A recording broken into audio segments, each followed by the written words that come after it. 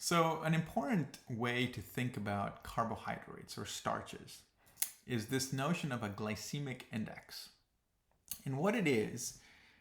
it sort of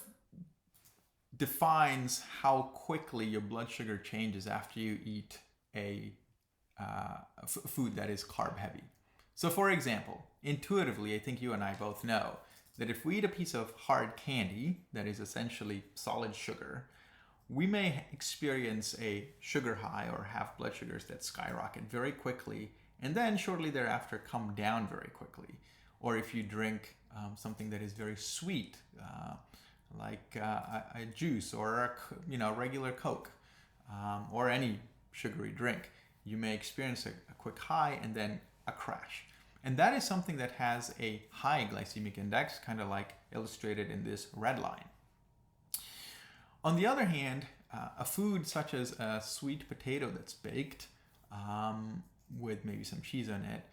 is maybe a little lower or medium of a glycemic index, and it takes longer to break down. It's more of a complex carb as opposed to a simple carb, and it takes longer to break down, and you may not have the spike in blood sugars. Okay, so in general, the more processed the food is, or if it comes in a piece of plastic or it didn't exist 100 years ago, it probably is of a higher glycemic index than if it's more of a food that you get from a tree or a plant, or it's more natural, right? And so, that's something to keep in mind, because even though you may dose for your food with insulin, it may be that the insulin just can't keep up and you're going to have a rapid rise, and then it'll just take a longer time before insulin catches up, or sometimes it just doesn't do a very good job.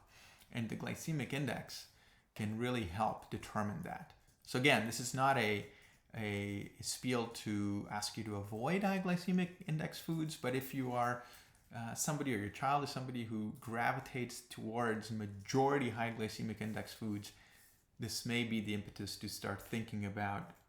changing that composition if possible.